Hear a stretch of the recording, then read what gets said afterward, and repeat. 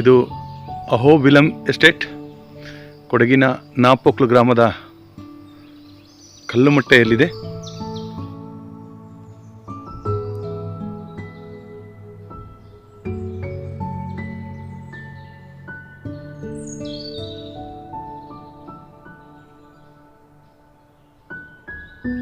ನಿಮಗೆ ಅರಬಿಕ್ ಮತ್ತು ರೋಬಸ್ಟಾ ಬಗ್ಗೆ ತಿಳಿಸ್ಕೊಳ್ತೇನೆ ಇವತ್ತು.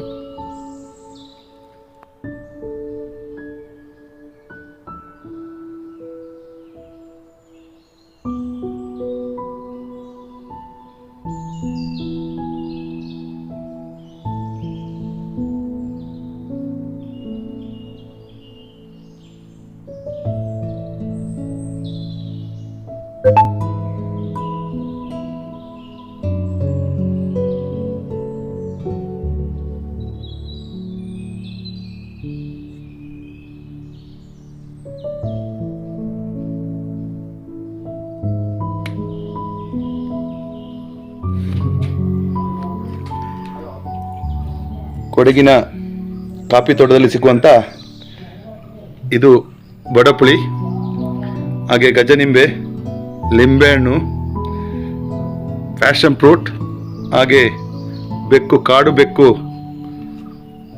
ತಿಂದು ಜೀರ್ಣ ಮಾಡಿದಂಥ ಬೇಳೆ. ಇದು ತುಂಬ ಉಪಯುಕ್ತ. ಇದನ್ನೆಲ್ಲ ಸೇವಿಸಿದರೆ ಶುಗರಿಗೆ ತುಂಬ ಒಳ್ಳೆಯದು. ಅರಿಶಿನ ತುಂಬ ಜನರಿಗೆ ಗೊತ್ತಿಲ್ಲ ಅರಿಶಿಣದ ಗಿಡ ಹೇಗಿರುತ್ತೆ ಅಂತ. ನೋಡಿ, ಇದರ ಗಡ್ಡೆಯೇ ನಾವು ಅರಿಶಿಣವಾಗಿ ಯೂಸ್ ಮಾಡ್ತೀವಿ. ಎಲೆಯನ್ನು ಹಿಟ್ಟು ಮಾಡಲು ಯೂಸ್ ಮಾಡ್ತೀವಿ. ತುಂಬ ಒಳ್ಳೆ ಆರೋಗ್ಯಕ್ಕೆ ಉತ್ತಮವಾದ ಮದ್ದು ಇದು.